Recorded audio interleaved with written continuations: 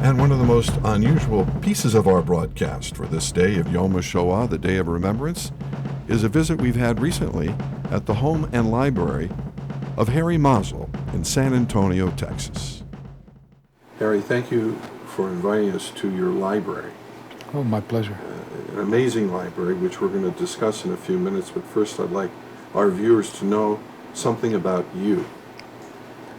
Your forefathers and mothers came from the days of the Inquisition, from Spain, off to Syria and Greece, and then you come from Mexico, of all places. It's really not so odd because my family went to the Ottoman Empire, because Greece and Palestine and Syria, none of these countries existed. There was all the Ottoman Empire, the Turkish Empire. And the Sultan in Constantinople, or as it was called Istanbul then, said the Spaniards must be crazy getting rid of their best people, so he allowed Sephardic Jews to come into the Ottoman Empire. And they lived there in relative peace from 1492 or 3 until 1905, which is when things have started happening in the Ottoman Empire. Ataturk came in and tried to draft the Jews and put them in the army, and that's when my family said, no, we're not fighters, we're lovers. And so they left. My father's oldest brother went to Mexico directly in 1900, maybe 1902, and started selling eyeglasses, became enormously wealthy. My father came later with his younger brother and sisters and ended up first in Southbridge working for the American Optical Company, and then he went to Brooklyn, which is sort of the center of the universe. And in 1921, he went to Mexico on a lark and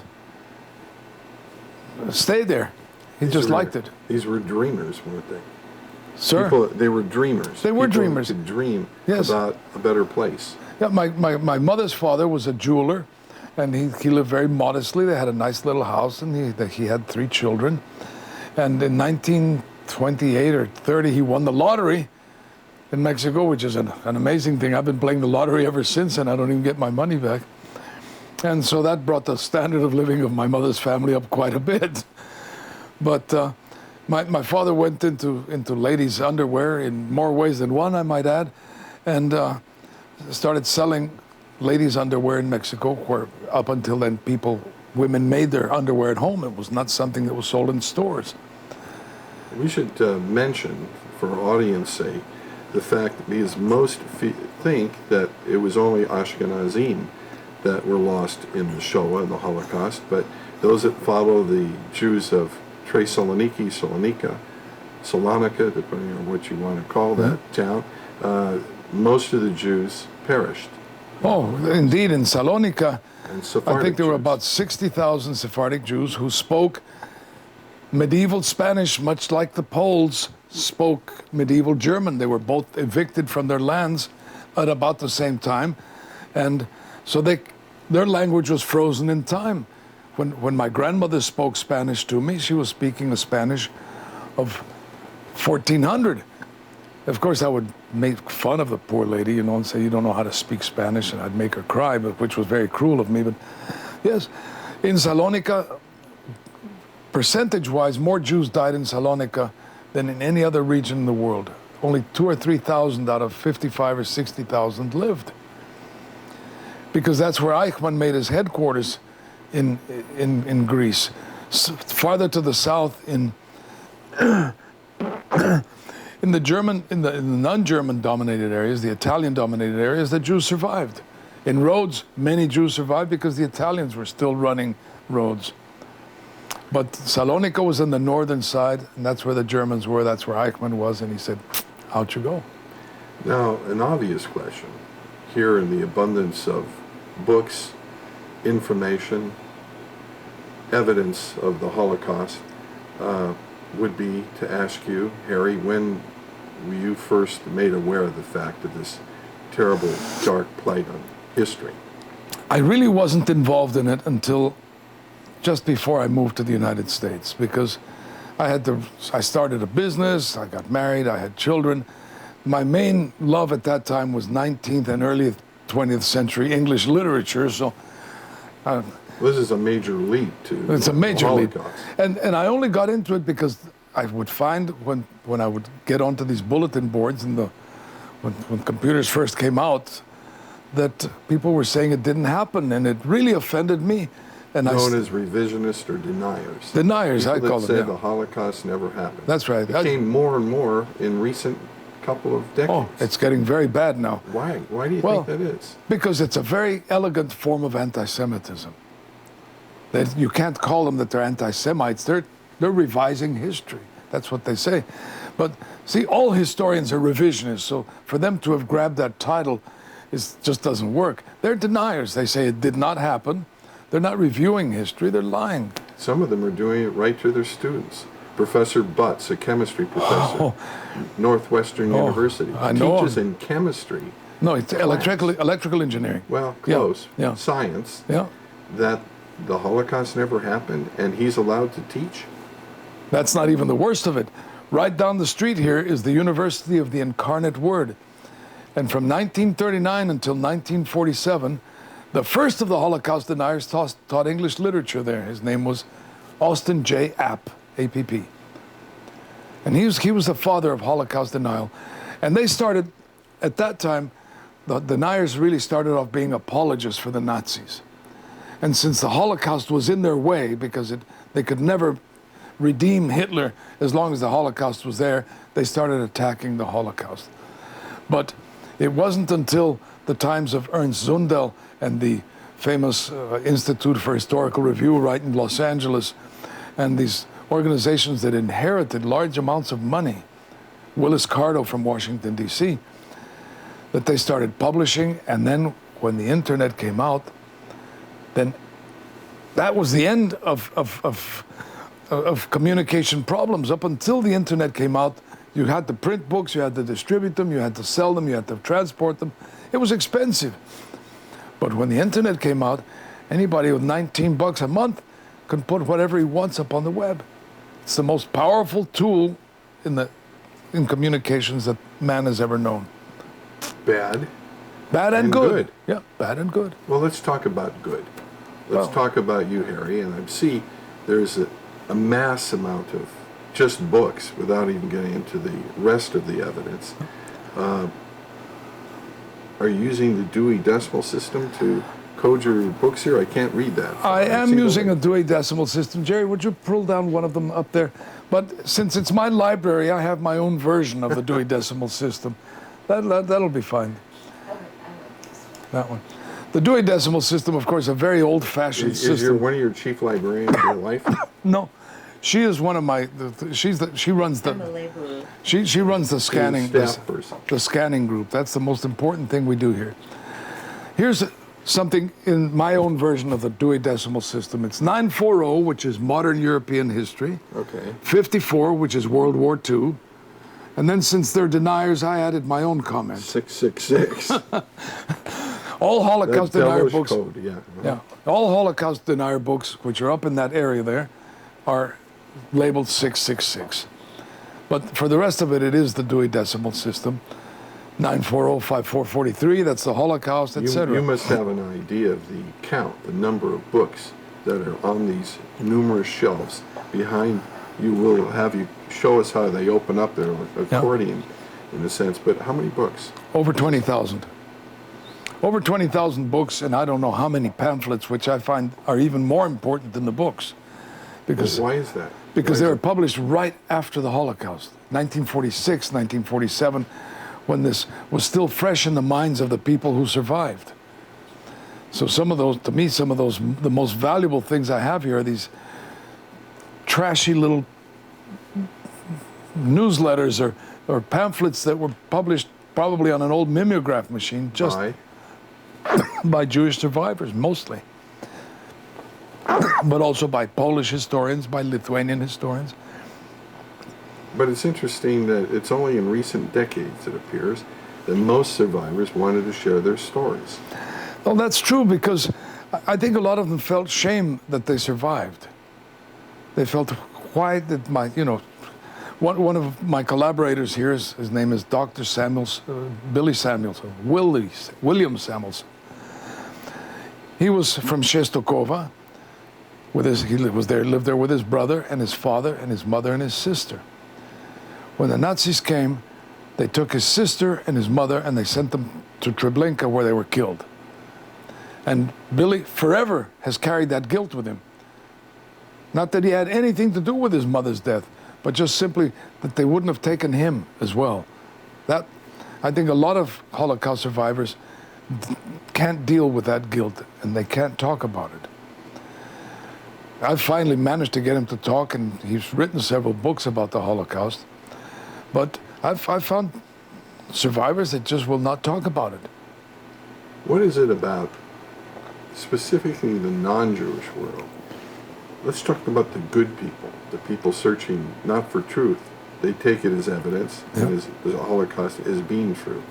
But there seems to be, I'm not sure if the word curiosity is right, but almost a shock, a disbelief that something so horrible can happen, that you have to see more of it, feel more of it, just to try to comprehend it, and you can't.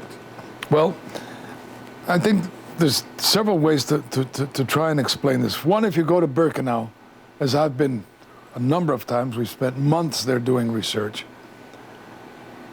The overwhelming majority of the people that visit Birkenau aren't Jews. Most of them are Germans, believe it or not.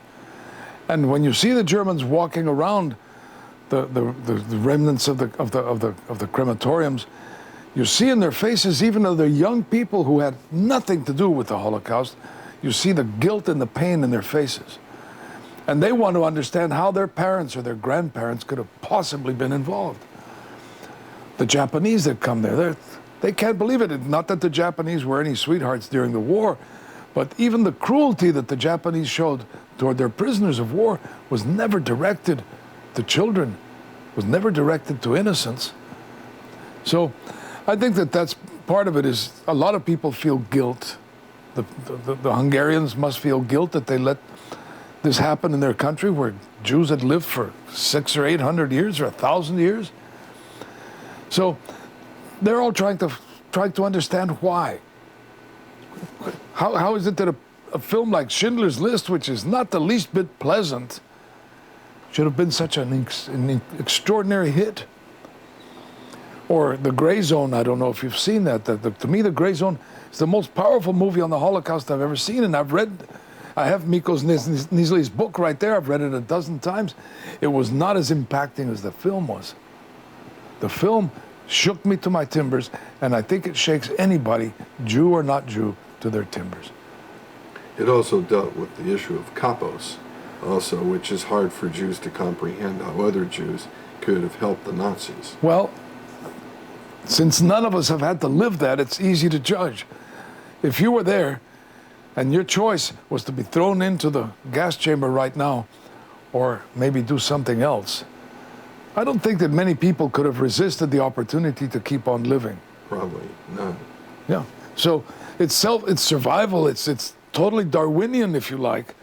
But I can't. I've met many kapos. I've met many of these people. I've met the Dragon brothers who were in Israel. We met this Greek Spanish Jew when we were in Auschwitz. Remember?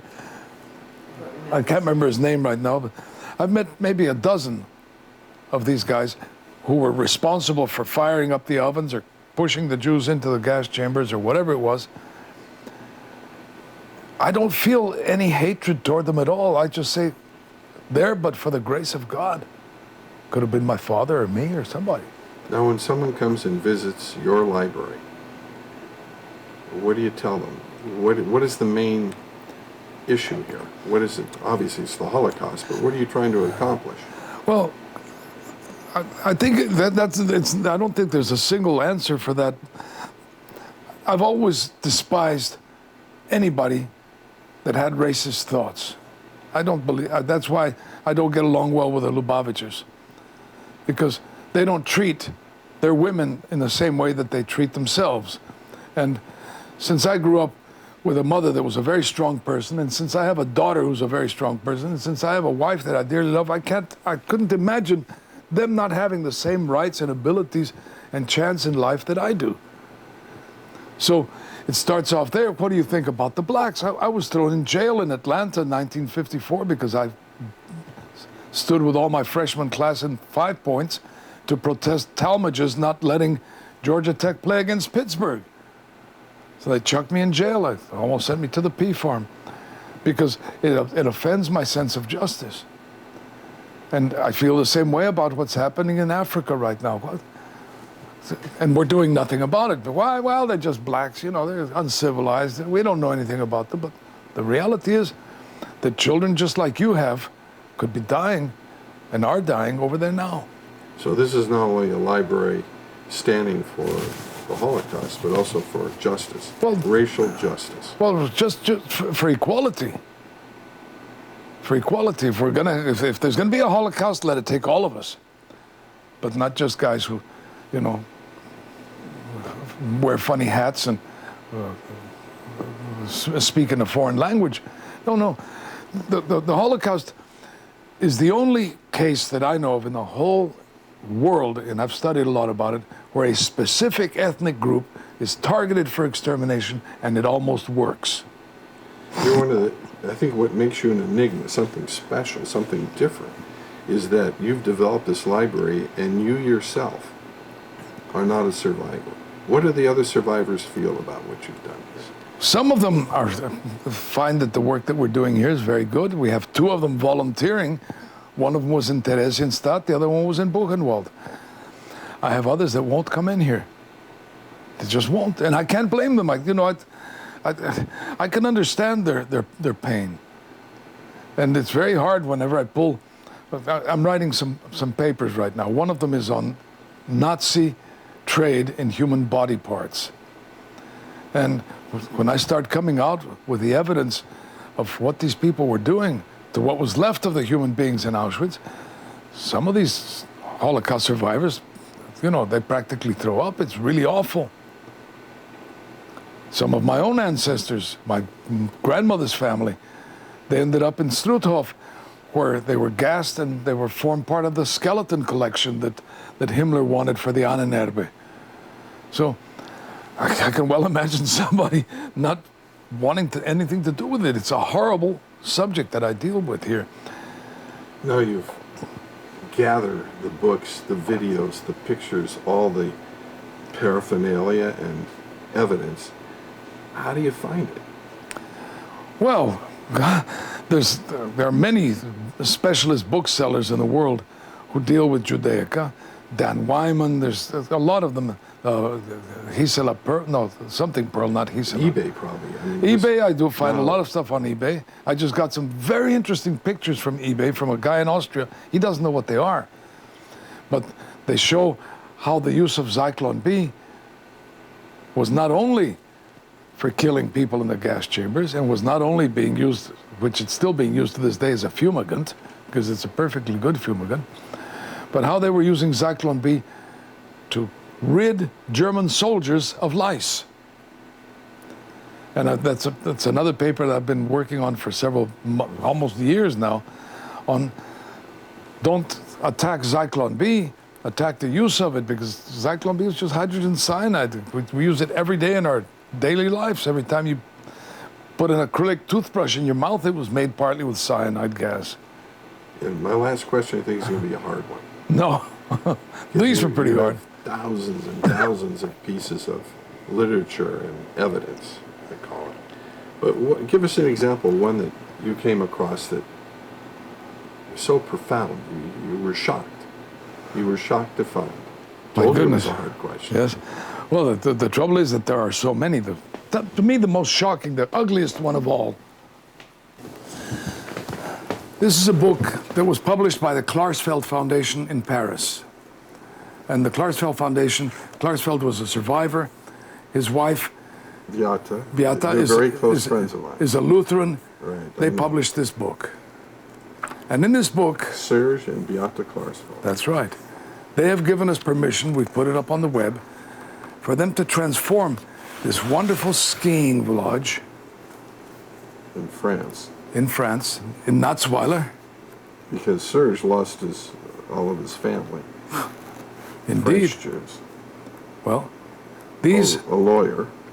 who spends much of his time doing what you're doing, attacking deniers and This book here, this man was a medical doctor, a physician who was instructed by Himmler to produce a collection of Jewish skeletons for the museum that he was building up to show how great the Germans see if we were. can get our camera to pick this up.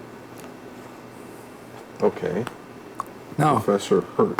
Professor Hurd, he was one of Himmler's buddies. They brought 137, or maybe it was 157, I can't remember, Jews that had just gotten off the train from Salonika and brought them to Natzweiler and put them in a little gas chamber and killed them and then dumped their bodies into vats with alcohol and started stripping them of their flesh. One of these is quite possibly my grandmother's brother.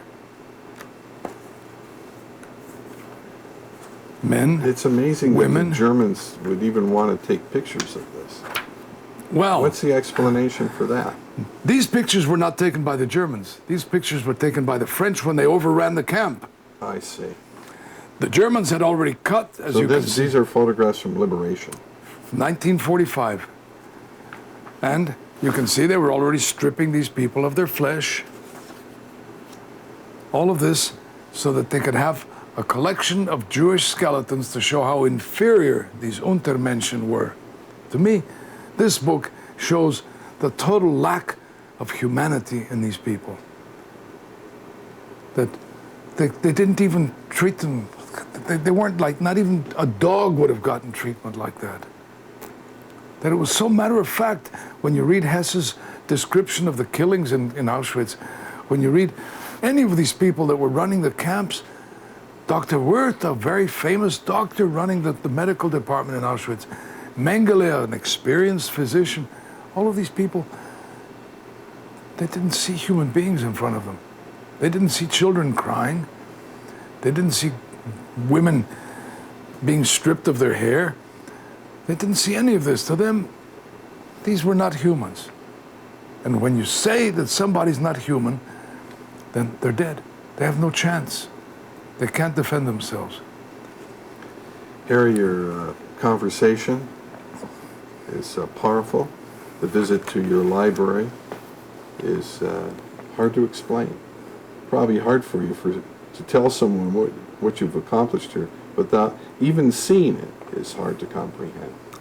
And you'll see more as we go through this. For example, we attack lies, but we don't attack them with the same language they do. When somebody makes a lie, states something that is wrong, we research it very, very carefully, and we put up an answer. In 1994, a Frenchman named Faurison went to Birkenau, stood on top of the ruins of the gas chamber of crematorium number 2, and looked at the roof, or what remains of the roof, looking for the 4 holes through which they would drop the Zyklon B.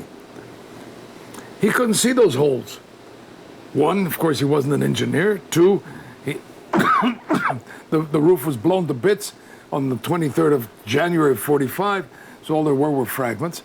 So he coined a phrase called "no holes, no Holocaust." From 1994 until 2001, I believe it is, when we published,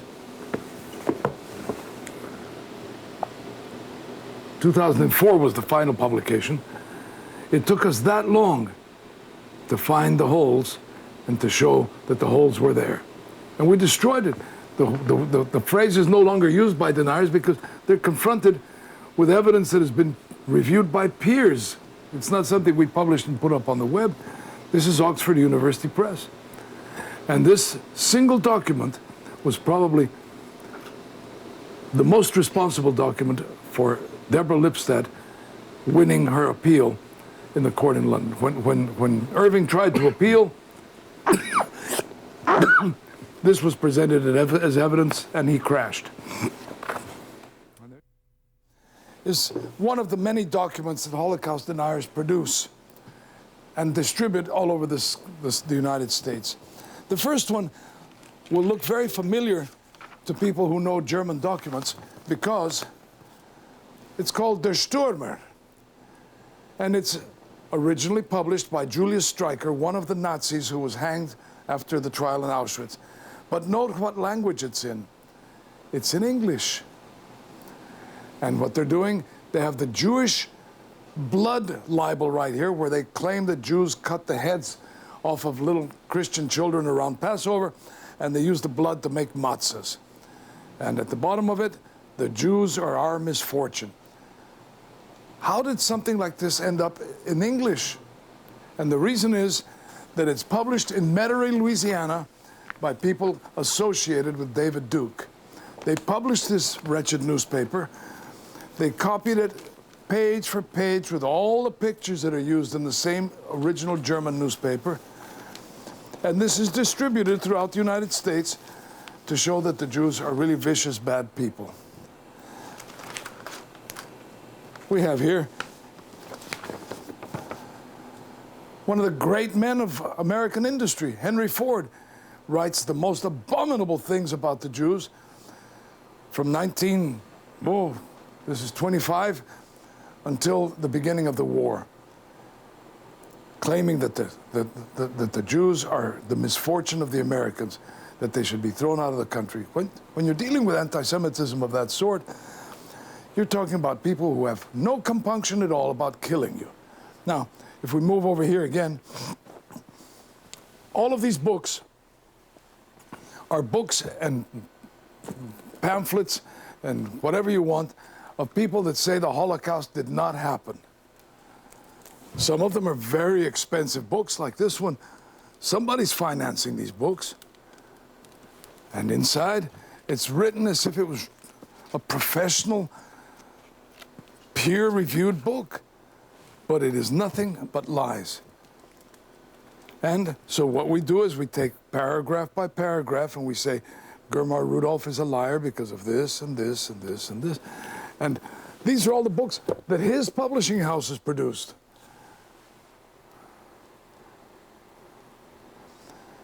Here we have the California Institute of Historical Review. It sounds like a serious organization. And you look, Journal of Historical Review, and you look on there and you see PhD, LLD, BSc, PhD. Say, it's got to be serious. And you look at the inside, and it's written just like a scientific journal is. But every single thing that they say in here is a lie.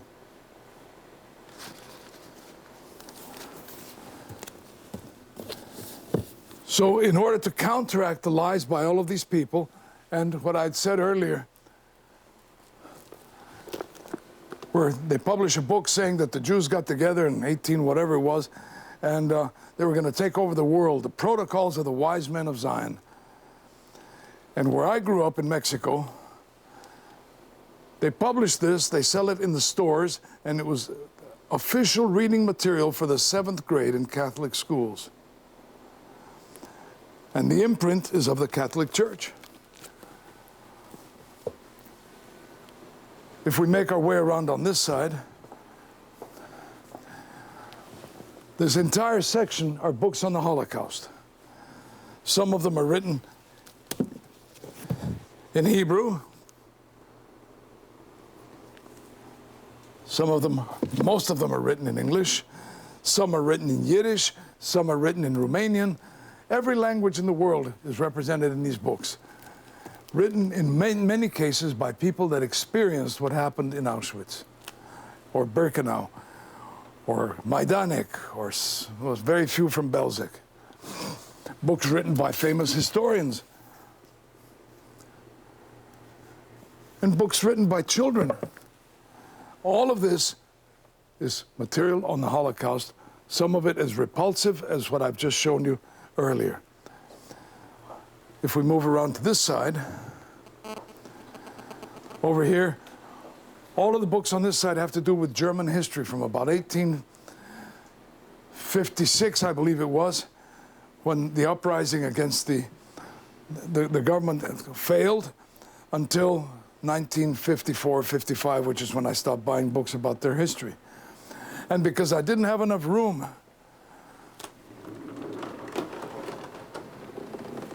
to fit the books In the library, I designed these sliding bookshelves, which allow me to double up the number of books in almost the same space. But even that wasn't enough. So I needed to put someplace where I had all of my war crime trial books and all of the books on anti-Semitism. So I cut a hole in the wall and I built another room. And in here, we have the pamphlets that I talked about earlier. Some of these pamphlets are extremely valuable, very rare. Published at about the time that these things happened. Some of them published even before the war ended. And our collection of pamphlets runs into the probably tens of thousands.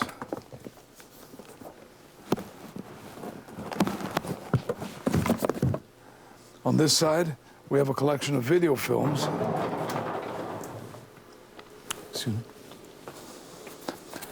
So we have DVDs and videotapes, and some of them, like these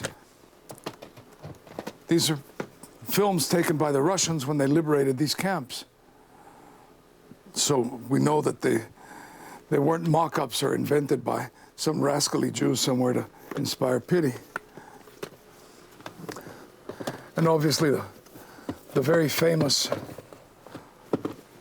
Shoah collection, and so on. So there's a couple of hundred important videos of that period.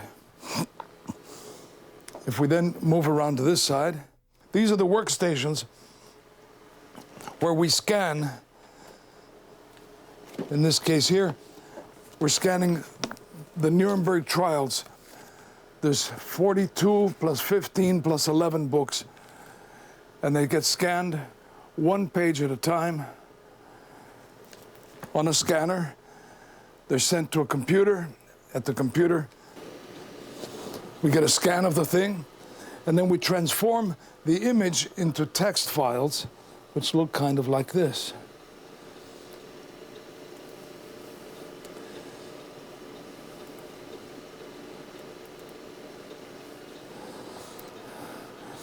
Once you have an image transformed into a text file like this, then it can be put up on the internet.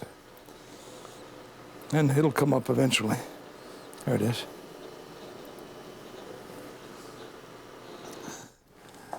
We come to the war crime trials. This whole section here is dedicated to war crime trials.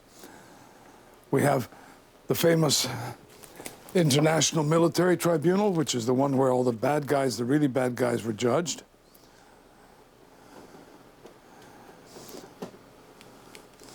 Okay. Then we have the other trials, which are the ones I was asked if I read these books.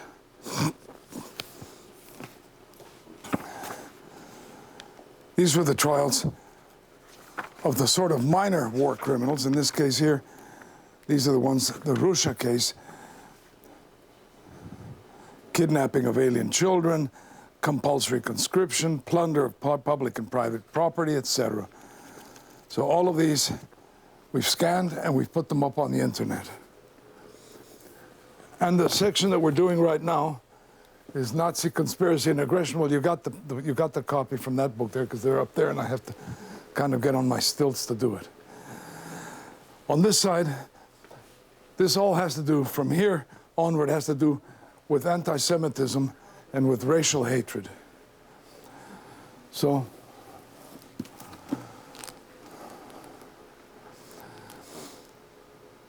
the picture that you're seeing here was one of the first gassings that was made, an experimental gassing in Chelmno, where they took some people from the local insane asylum and gassed them with the fumes from a car engine.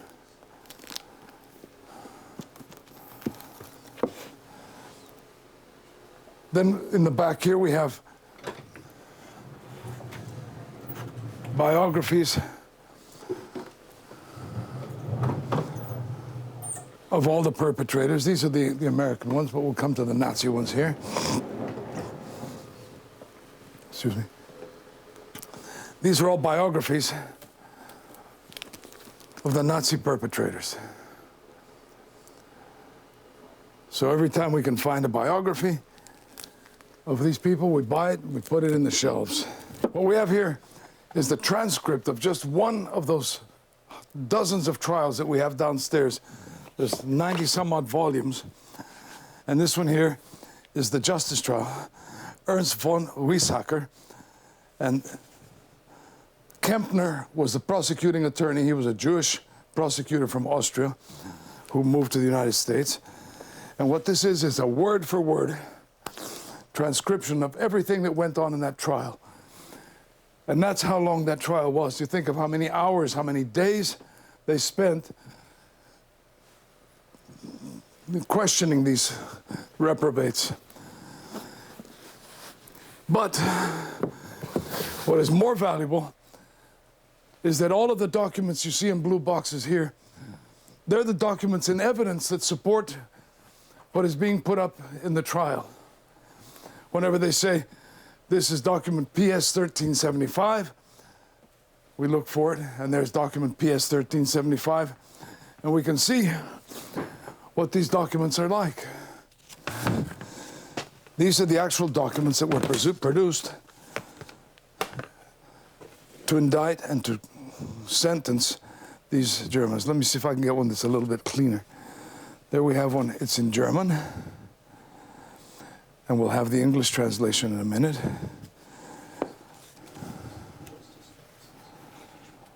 There we go.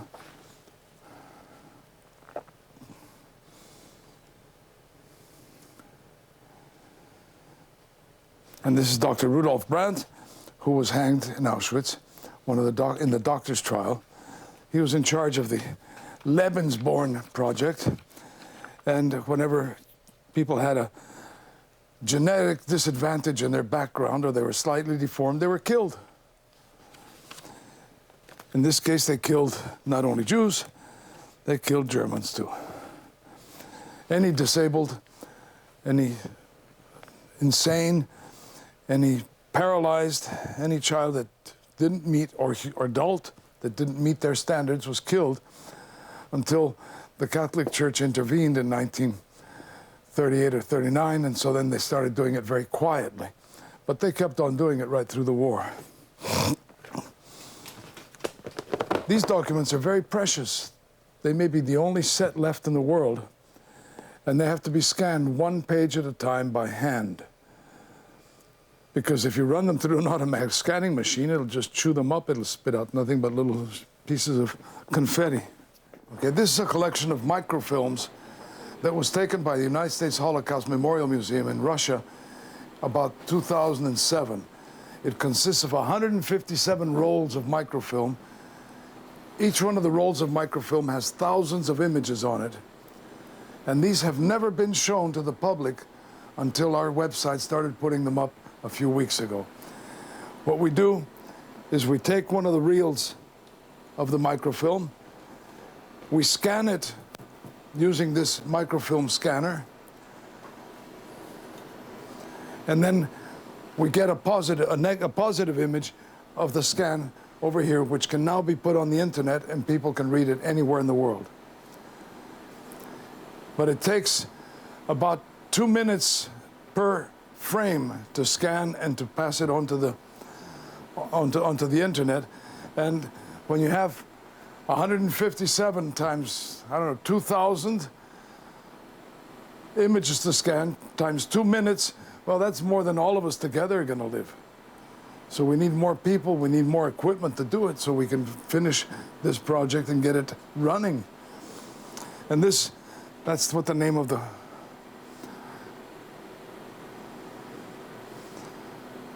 project is. Now, apart from this, we have hundreds of other rolls of microfilm that came from the National Archives, that came from various universities that gave them to us, that came from various German universities that gave them to us. They have to be scanned too.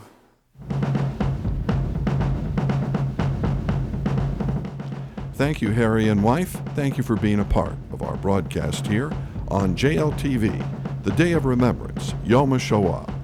Never forget.